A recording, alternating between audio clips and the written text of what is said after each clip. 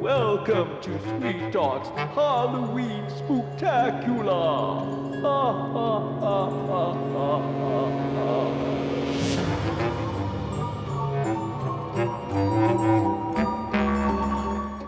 Hello everyone, welcome back to Sweet Talk. This time we're here for a special episode. Isn't that right, Gary?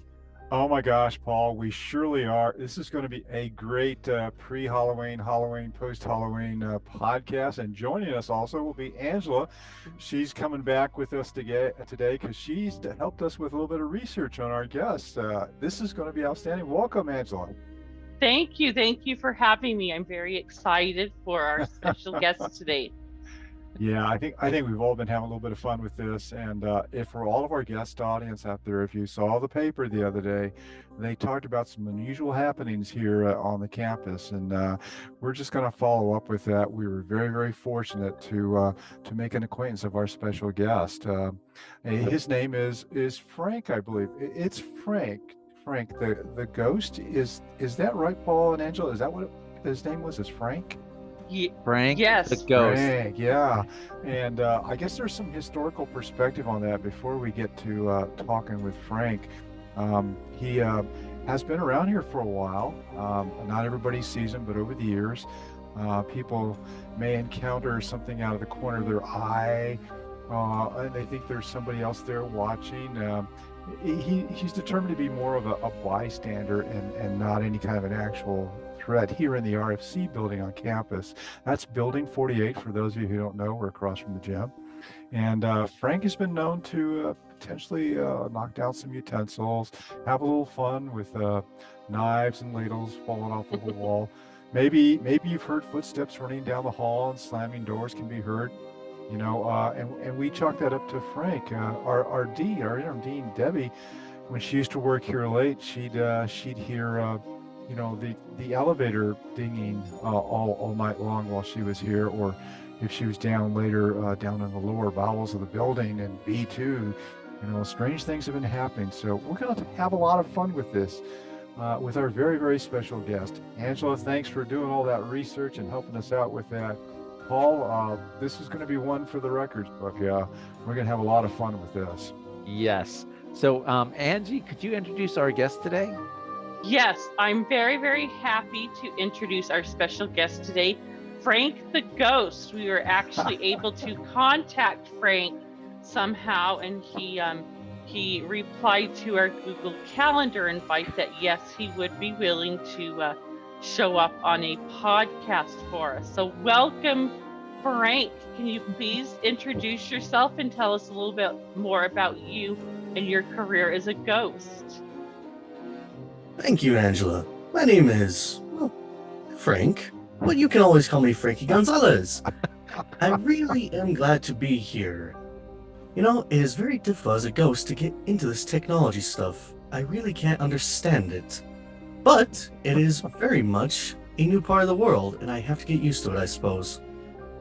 I wonder, all the new ways I can hunt people like Don Allen, right through his computer. This could be fun. Yeah, what a great introduction. And you've already started talking about the technology, and here we are in the College of Technology, one of their buildings. So I think this is a good place for you. I mean, Frank, how did you come here originally? I mean, what got you to this point here in the RFC building? Well, it's kind of an odd story. I was a student here many years ago, and one of my favorite professors had a habit of never grading his papers.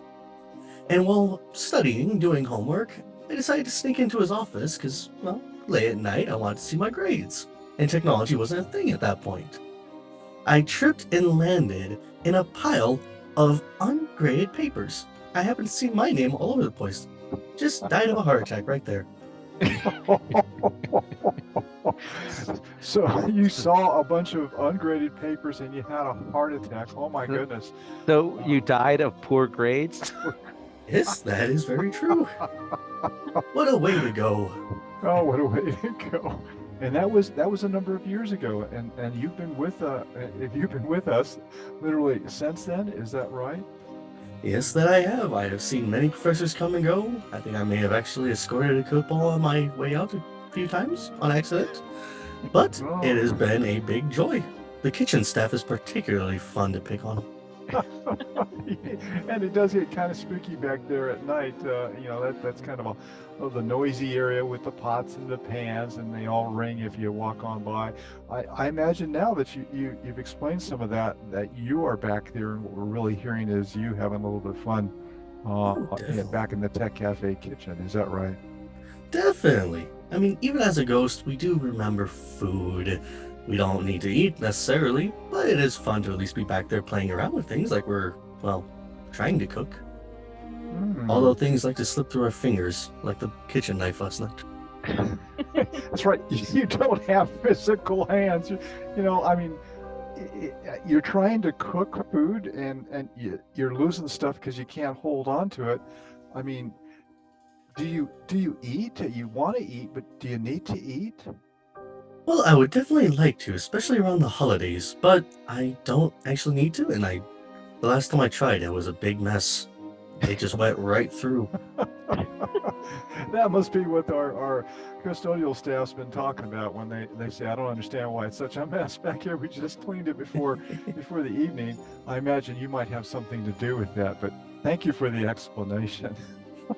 Oh, anytime. I am always happy to talk.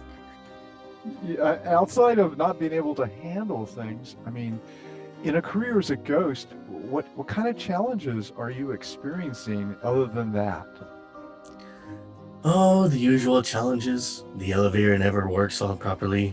I mean, I don't like to float up and down through the floor and the ceiling, but I'll do it if I have to. I mean, the elevator never works in this building. And the stairs, who wants to use the stairs these days?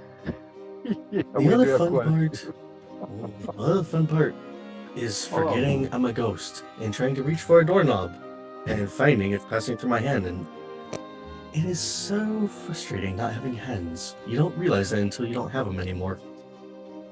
So how do you open doors and scatter things around if you don't have physical hands? Well, the door part is really easy. I just get a good floating start at it, and I just pass straight through as fast as I can. Or at least I hope to half the time. And inertia just takes it along. Exactly. And that's usually the loud thump you hear is if the door is slightly open, I'll just hit that darn thing full force, pass through, slam the door. Oh my.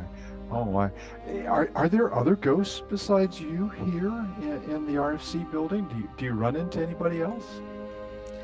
In the RFC building, we do get passerbys. I've never actually heard them by name, but I'm pretty sure we have one from Fraser Hall that comes up to visit, as well as a couple from the dorms. Ooh. The I've never dorms actually in stepped Fraser up to them. Hall. So they visit? Is that what I understand? The other ghosts come to kind of chat with you? They don't necessarily come to chat with me, but they do come to visit and pass through, checking out different parts of campus. They kind of like the vibe and the atmosphere of this place, especially when the automotive tech was around. They loved seeing the cars, playing with them. Definitely tweaking with the paint jobs occasionally. That must have been pretty weird for the students. You said you were adjusting to technology. So, I mean, what kind of advantages or challenges is new technology presenting to you? I mean, computers are a big part right now. Is that something you mess with? Do you sit down at computers and try to punch out messages or inhabit them? What do you do with computers?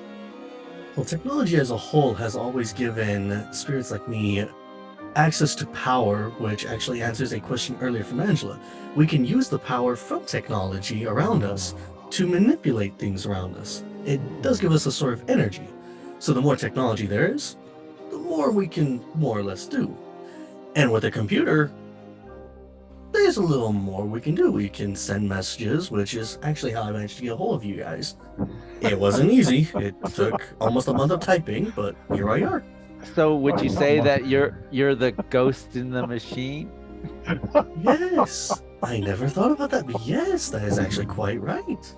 I I love think there was a that. movie about that. So Frank, what is your favorite part about being a ghost? Oh, my favorite part. Going around and seeing the teachers and making their grade books close on them just to see the expression on their face. Just Now, the other day, I went back and visited Don Allen, and ooh, the hair on his head really went white and went frizzy everywhere. now, are you messing with their grade books because that's kind of how you ended up as a ghost? Are you a little bit upset about that, or is it just for fun? Oh, it definitely started out that way. Anymore now, teachers don't like it when you mess with their grades. So of course, I've got to pick on them and mess with them. Grades seem to be a constant here with this. Uh, how cool it is to be able to say that we have a ghost, Frank, and have this opportunity to chat with you. And I'm very appreciative that you made the time and took that month to get something typed so that we'd get the message. And it sounds to me like you're beginning to adjust to new technology here. But you know, people do have different feelings around ghosts. You know, in some ways, it's very scary. Do you have any tips for how we should, you know, work or interact with you if we come across you at night? Well, for myself particularly, there's not much to be afraid of. I'm just out looking for fun. So, if you ever see me around, just give a smile and a nod and perhaps offer a donut. I may try to take it, I may not. We'll see how it goes. But I am not here to, well, cause any more mischief than I already do. Okay, a donut. Do you have it? Is there some food you particularly miss being a ghost? You've tried to cook and you're interested in donuts, but is there something that, you know, if we were to bring some food in for you, that maybe we should hunt for something you like? Definitely. Homemade tortillas. Homemade I definitely tortillas. miss those. Last time I tried to make them, I made, well, there was flour everywhere, I'll just say that. That accounts for the mess in the stock room we had with all the flour. Now you've shed some light on that. We know what happened. Okay. And as far as people who do want to get in touch with you, I mean, if someone just wants to come and chat or talk with you, is there a format that we should go through? I mean, do we try to send you an email? And where would we send that to? Do we howl at the bottom of the RFC? Seance? Yeah. How do we get in touch with you? Well, I don't have an email, unfortunately. I never could quite figure out how to set that up. Just like I also don't have a cell phone. No fingers. But you can always go around playing old Mexican music. I will gravitate towards that. That, or go up to Michael Clark's office. I'm always somewhere around there. He's a favorite. There's an instructor theme coming through here. Poor Don and now Michael. Okay, so keeping that in mind, if somebody wants to reach out for you, it's kind of a little bit of a hit and miss, but you're pretty much here 24 hours a day. Can I say that? Is that correct? Oh yeah, I used to wander a little bit, but this is my favorite place, so I just live, sleep, spend all my time here.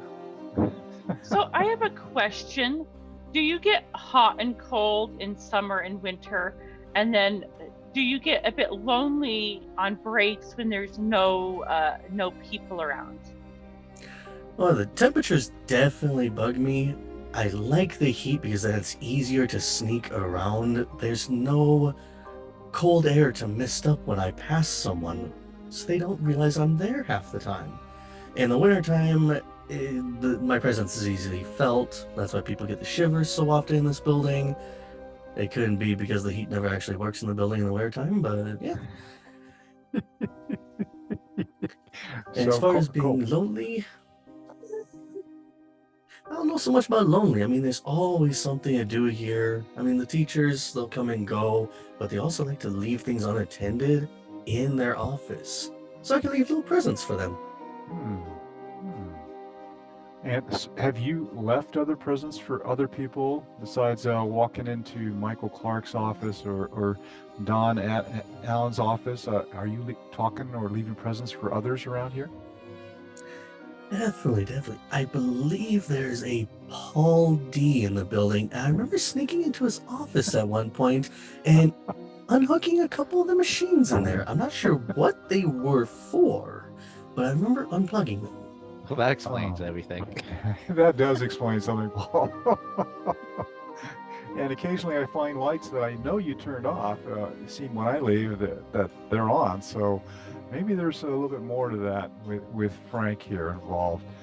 Angela, have you had any strange experiences while you've been here with any ghostly apparitions or Frank? Well, I haven't.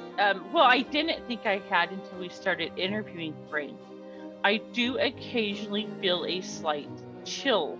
And I can tell you that I'm in the same general large work area as the hall that he is speaking of. And I've had a few things unplugged, and I'm not sure if Frank realized he was unplugging my items, or if quite possibly he mistaked my office for Paul D's. I can tell you, was it you, Frank, who messed with my headphones? I had to fix those this morning. Oh, that was no mistake. I was trying to listen to music last night. It just didn't work. I didn't like what you had on the computer. Well, now we know a little bit more about this, and if something does seem a little bit awry, we can probably think that Frank had a hand in helping us do this. Hey, we're getting close to the end of our podcast, everybody. We normally ask our guests to kind of talk about how folks who might have a question get in touch with them, but you've kind of already addressed that, Frank. But is there anything you'd like to leave as a message for all of our listeners? This podcast will go out on Halloween, so it'll be a really fun time for a lot of ghosts. But would you like to leave a message for all of our listening audience? Definitely. Always turn in your homework. Make sure to do it first before you turn it in. If you see teachers like Don Allen or Michael Clark, always give them a hug, especially Michael Clark. He loves it. He's a very huggable guy.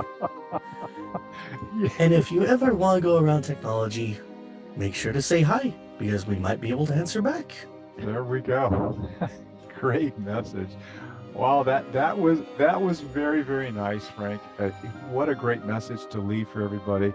I hope that over the Halloween holiday that you have fun, and I hope you continue to check in with us from time to time, and we'll remember to say hi and make sure it's not too cold in the rooms for you. And I think you also said you like music, so anything with Mexican music is good. And for everybody who's got those extra donuts out there, leave a donut out for Frank.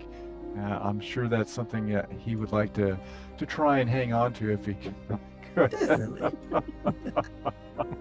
Hey, Angela, Paul, our time is up, but this has been a great conversation. Thanks for taking that initial message from Frank, Angela, and helping set this up. And Mr. Paul, I guess you've got some answers to what's going on in your office. I do now. Frank, thank you for joining us.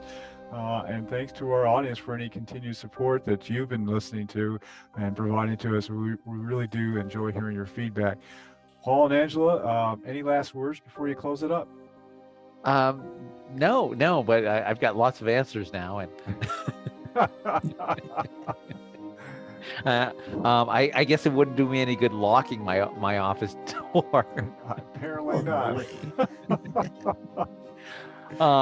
No, I want to thank Frank for joining us today. Angela, as always, it was great for you to be here. Gary, you're the man. Hey, this was fun, man. What a great opportunity. This was fun, and I can't wait for Christmas because we might have Santa on. Oh, yeah. Santa. Hey, Frank might have an in for getting Santa to connect with us, too. Ooh, I mean, great we could idea. just, have him type a message. I don't know what Santa's email is, but Frank might be able just to, type a message up on Santa's computer and have him get a hold of us. There you go. He Maybe. definitely does come around often. I mean, last year he did fall down the stairs a couple of times. You had nothing to do with that, though, right, Frank? Oh no, I didn't leave a pile of cookies there from the trip over. Well, right.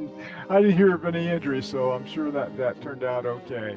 Well, if if anyone wants to get a hold of us, please, you can email us at cetrain@isu.edu. You can visit our website at cetrain.isu.edu, and you can also call us the old-fashioned way at 208-282-3372. And for everyone out there, happy Halloween. Hey, be safe, everyone. Yes. Thanks.